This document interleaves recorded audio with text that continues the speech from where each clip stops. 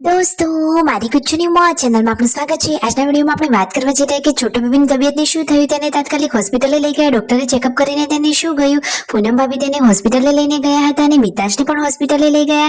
આજે તો પૈસાની જરૂર પડી, એવી શું તંગી પડી કે બાળકોના જે ગલ્લા હતા એ પણ પૈસા લઈ લેવા પડ્યા, ગલ્લા તોડી દેવા પડ્યા। કોના અંદરથી કેટલા પૈસા નીકળ્યા, ફાઇનલી રકમ કેટલી હતી, કોના સૌથી વધારે પૈસા હતા અને પૈસા ક્યાં ઇન્વેસ્ટ કરવાના છે, એ બધી જ માહિતી મળશે તમને આપણા આ વિડીયોમાં।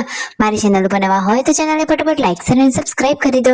Full video in life of Thakur channel दोस्तों फुल वीडियो ने लिंक डिस्क्रिप्शन में मूकेली है, त्यां जई तमे आखो वीडियो वॉच करी शको छो। आवी टूंकी टचकड़ी लाइव लेटेस्ट ट्रेंडिंग माहिती मेळववा माटे करी दो मारी चैनल ने फटाफट सब्सक्राइब। तो चलो दोस्तों वधारे राह न जोता वीडियोनी शरूआत करी दईए। तमे वीडियोमां लाइव जुओ के आज तो वहेला वहेला पूनम भाभी छोटू बेबीने लईने अने पार्वती भाभी मिताशने लई होस्पिटले पहोंची गया छे। घरनुं बधुं ज काम पड़तो मेली ने पहेला बच्चाने लईने आवी गया छे होस्पिटले।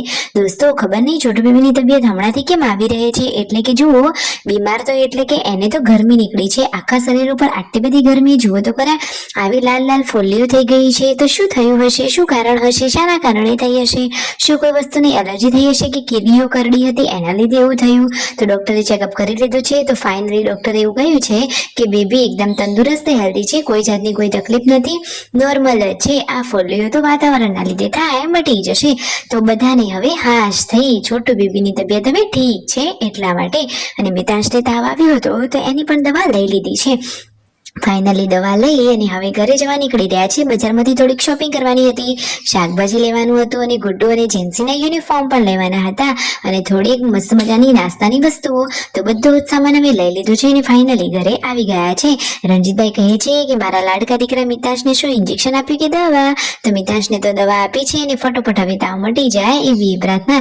આજે તો શિલ્પા ભાભીને થોડુંક વધારે કામ પહોંચ્યું હતું, કારણ કે હોસ્પિટલે જવાનું થયું હતું પૂનમ ભાભીને અને પાર્વતી ભાભીને। તો ઘરનું કામ ને ખેતરનું બધું જ એમને કરવું પડ્યું હતું। કોઈક દિવસ એવું પણ થઈ જાય, સાચી વાત ને દોસ્તો? તો જુઓ એ લોકો હવે 1:30 થી 2 વાગે જમવા માટે બેઠા છે ને એટલી બધા લોકો હોસ્પિટલથી પણ આવી ગયા। તો ફાઇનલી બધા હવે વારા પરથી જમવા માટે બેસી રહ્યા છે અને પછી વાસણ માંજવાનું કામ કર્યું। અને તેમના તો લાઇટનો પ્રોબ્લેમ બહુ જ રહે છે ને એમાંય હવે વરસાદી મોસમ એટલે તો સળંગ 2 થી 3 દિવસ લાઇટ જ નથી આવવાની। તો છોટુ બેબીને લાગી રહી છે ગરમી।